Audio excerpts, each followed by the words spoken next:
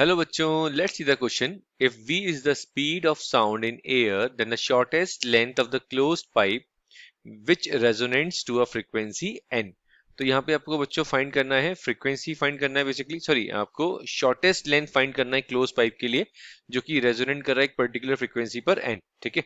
तो यहाँ पे देखते हैं बच्चों, जो आपका जो बेसिक कंसेप्ट लगेगा बच्चों, की कंसेप्ट जो लगेगा बच्चों यहाँ पर आपका ये लगेगा, फॉर अ क्लोज्ड पाइप, ठीक है, फॉर अ क्लोज्ड पाइप जो लेंथ होती है बच्चों, वो लेंथ होती है lambda by 4 in fundamental load, in fundamental mode, fundamental mode when the length is shortest, when the length is when the length is shortest।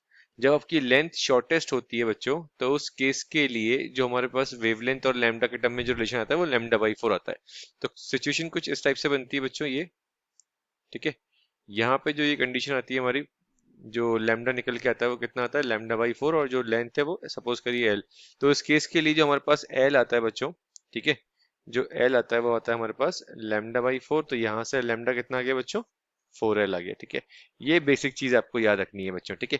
अब आप इजीली बेसिक फॉर्मूला लगाएंगे आप फ्रीक्वेंसी का, और वेलोसिटी के टर्म में आप इजीली इस क्वेश्चन को सॉल्व कर सकते हैं, ठीक है। तो चलिए देखते हैं हम। तो यहाँ पे बच्चों हमने लगाया कंसेप्ट।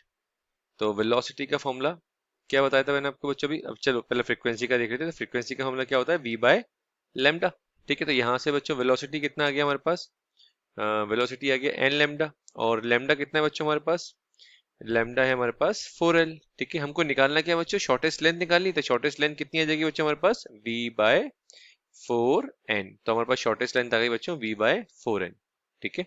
तो बेसिक फॉर्मूला फ्रीक्वेंसी का हमने यूज किया यहाँ पे, frequency equals to velocity upon lambda. फिर लैम्डा की वैल्यू पुट कर दी बच्चों हमने 4L, और यहाँ से हमने L निकाल लिया v अपॉन 4n। तो एक बार ऑप्शन चेक कर लेते हैं कौन सा ऑप्शन करेक्ट कर रहा है। तो फर्स्ट ऑप्शन हमारा इनकरेक्ट है बच्चों, सेकंड ऑप्शन हमारा मैच कर गया v बाय 4n, ठीक है। थर्ड ऑप्शन भी इनकरेक्ट है और फोर्थ ऑप्शन भी इनकरेक्ट है।